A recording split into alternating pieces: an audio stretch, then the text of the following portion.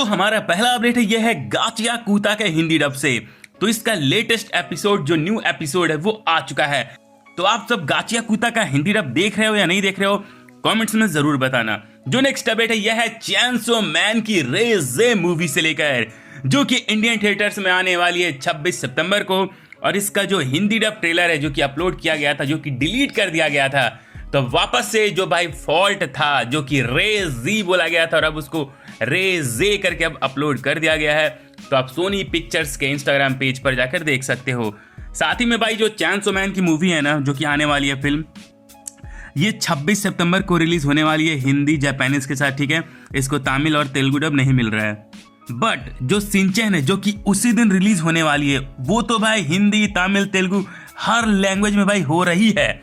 और ये दोनों मूवी का क्लैश होने वाला है, बहुत बड़ा क्लैश।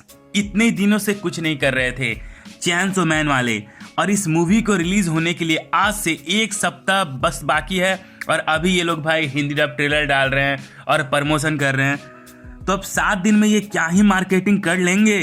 देखो सिंपल चीज ये होता कि ये लोग जो 7 दिन जो बचा हुआ है, जो इसमें ये लोग मार्केटिंग कर रहे हैं, तो 1 महीना पहले से ये लोग भाई मार्केटिंग करते तब ज्यादा बढ़िया रहता।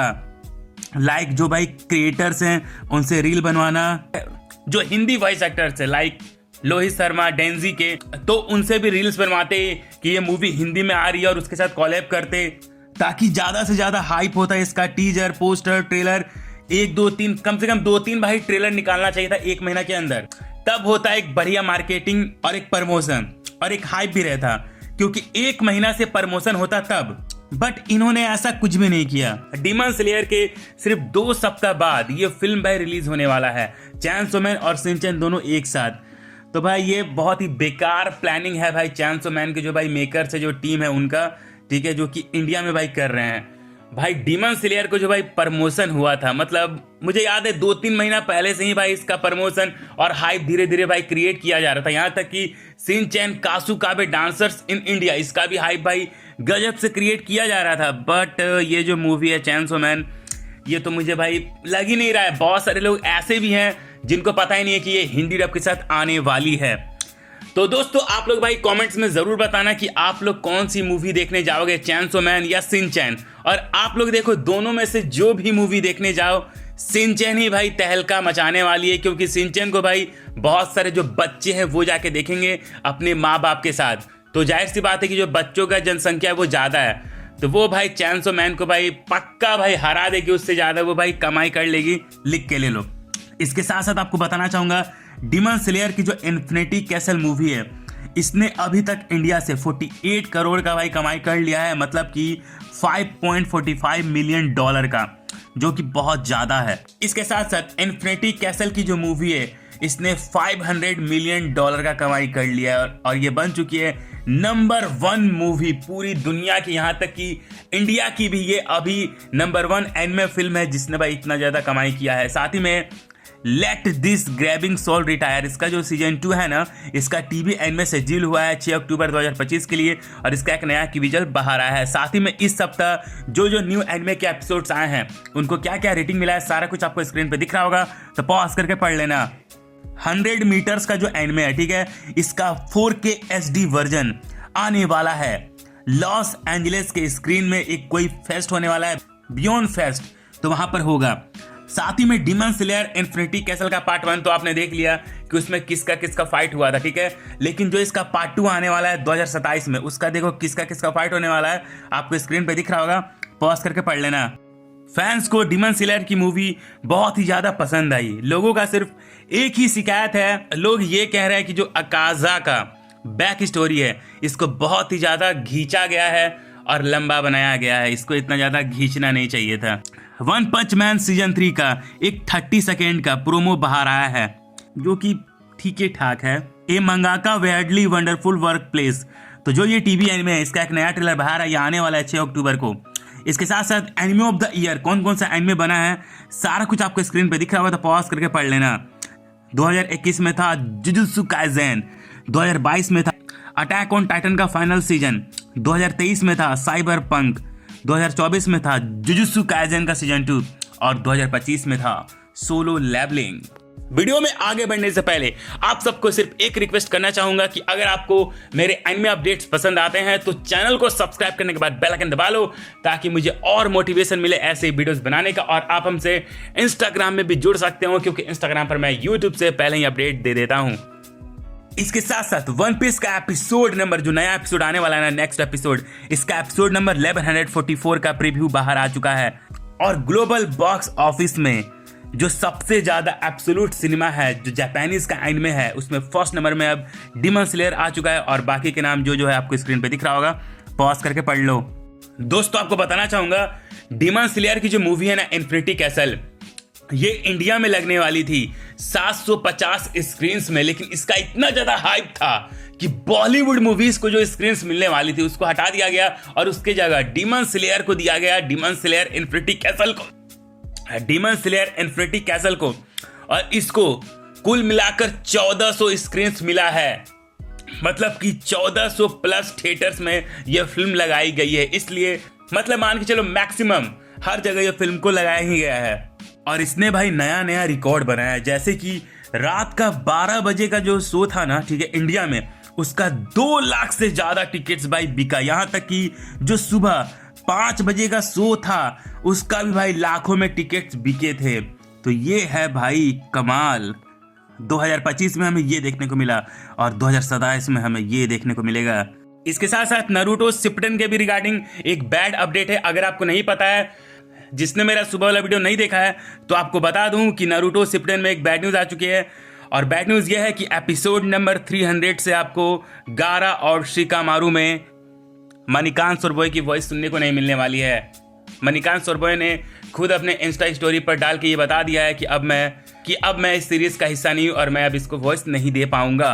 और इसके पीछे का जो रीजन है वो बताया जा रहा है बजट, कि उन्होंने बजट की वजह से इसको छोड़ दिया। तो आप लोग भाई कमेंट्स में बता सकते हो कि अगर मणिकांत सोरबोय डब नहीं कर रहे हैं गारा शिकामारू को, तो किसको डब करना चाहिए? मेरे ख्याल से अगर आप मुझसे पूछोगे तो जो हिमांशु कपिल है उसकी वॉइस ज्यादा सही रहेगी गारा और शिकामारू में। अगर मणिकांत सोरबोय नहीं देते हैं तो जो सेकेंड ऑप्शन वो सही रहेंगे। उसके अलावा आई डोंट थिंक कि किसी का वॉइस सूट कर सकता है। लॉर्ड ऑफ द मिस्ट्रीज का जो एनिमे है वो खत्म हो चुका है और लोगों का ये कहना है कि इसका जो एपिसोड 1 था वो थोड़ा भाई बोरिंग टाइप का था, क्योंकि समझ में नहीं आ रहा था क्या हो रहा है क्या नहीं। लेकिन इसका जो फाइनल एपिसोड आया है, ठीक है, वो काफी ज्यादा बढ़िया है और लोग इसको 10 आउट ऑफ 10 का रेटिंग दे रहे हैं। 13 दिन बाद आने वाला है ब्लू लॉक सीजन 3। 13 दिन बाद इसका होगा अनाउंसमेंट। इसके साथ साथ डीमन स्लेयर की इन्फिनिटी कैसल जो मूवी है, ठीक है, डीमन स्लेयर की जो मूवी है इन्फिनिटी कैसल, इसने अभी तक लगभग भाई 41 करोड़ से ज्यादा का भाई कमाई कर लिया। और आप जानना चाहते हो कि किस वर्जन ने कितना कमाई किया, तो मैं आपको बता दूं कि इसका जो जापानीज वर्जन है, ठीक है, इसने डे 1 में कमाई किया है 7.5 करोड़ का। जो इसका इंग्लिश डब वर्जन इसने कमाई किया है 2.9 करोड़ रुपीस का। इसके हिंदी डब वर्जन ने कमाई किया है 3.55 करोड़ रुपीस का। और इसके तमिल वर्जन ने कमाई किया है 25 लाख रुपीस का। और तेलुगु वर्जन ने कमाई किया है 30 लाख रुपीस का। और अभी तक कुल मिलाकर हिंदी डब वर्जन ने 9 करोड़ की कमाई की है, तमिल डब ने 55 करोड़, तेलुगु डब ने 65 करोड़, इंग्लिश डब ने 8 करोड़ और जापानीज डब ने सबसे ज्यादा कमाई किया है 22 करोड़ का। मतलब लोग सबसे ज्यादा जापानीज डब प्रेफर कर रहे हैं। और आपको बताना चाहूंगा, चैनसो मैन की जो मूवी है ना, ये आने वाली है 19 सितंबर को जापान में।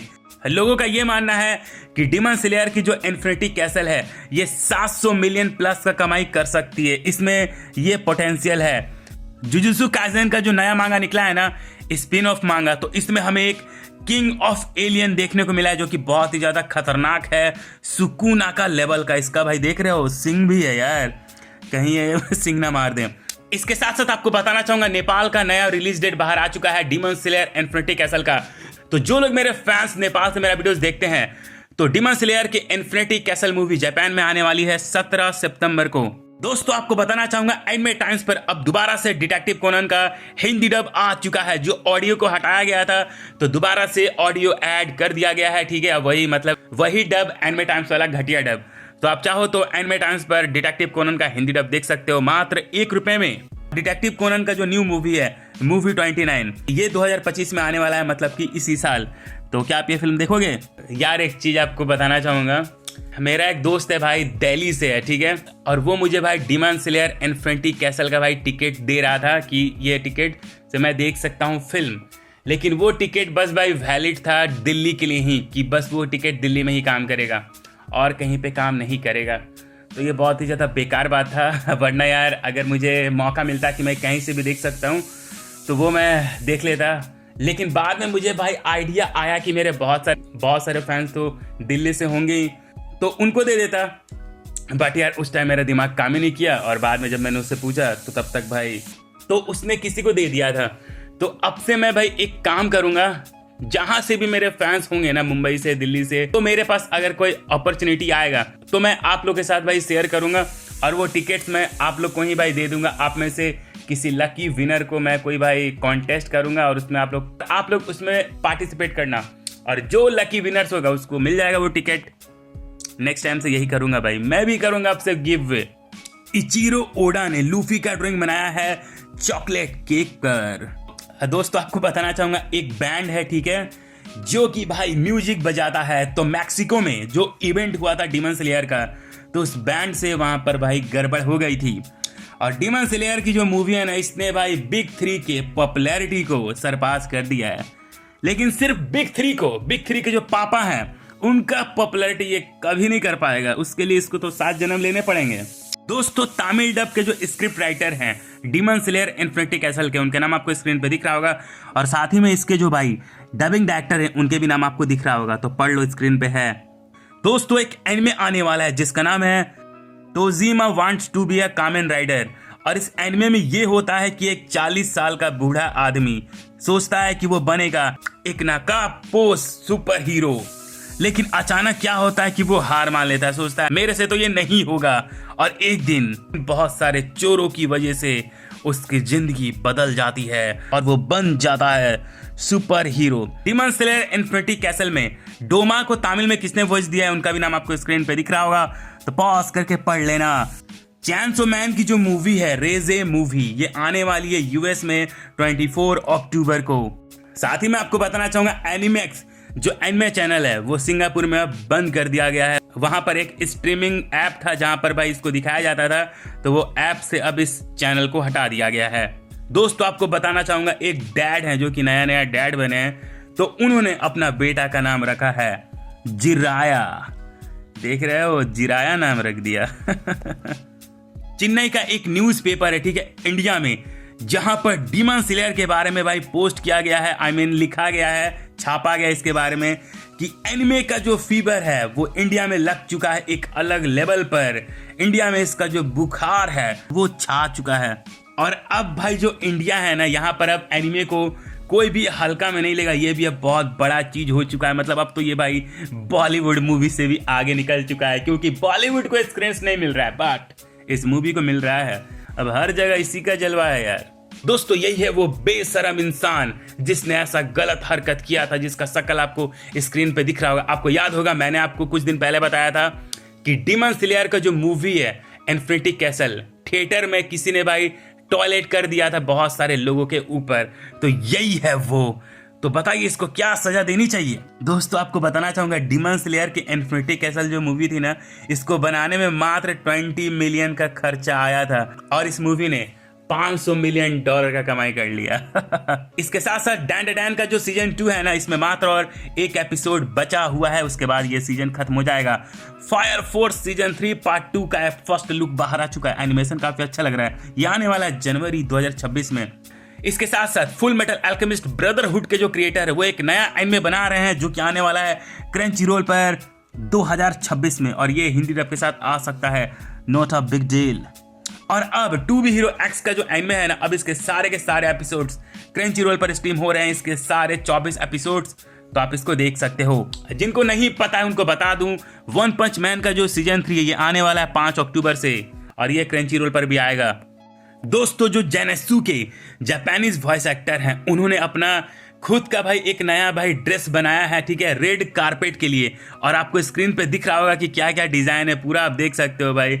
क्या यार है ये चीज। इसके साथ साथ आप में से बहुत सारे लोग इस बात पे एग्री कर सकते हैं कि जो भाई इंसान होता है, ठीक है, जो आदमी होता है वो सबके सामने नहीं रोता है। वो रोता है सिर्फ उसी औरत के सामने या उसी लड़की के सामने जिससे वो प्यार करता है, और वो किसी के सामने नहीं रो सकता है। और वही लड़की में इतनी ज़्यादा ताकत होती है, या ताकत नहीं, और वही लड़की बस उस लड़के को कंट्रोल कर सकती है। जैसे कि जो अकाज़ा का बैक स्टोरी था तो काफ़ी ज़्यादा दर्दनाक था यार। डीमन स्लेयर इन्फिनिटी कैसल का जो सबसे बेस्ट फाइट था वो ये सब था, जो कि आपको स्क्रीन पे दिख रहा होगा।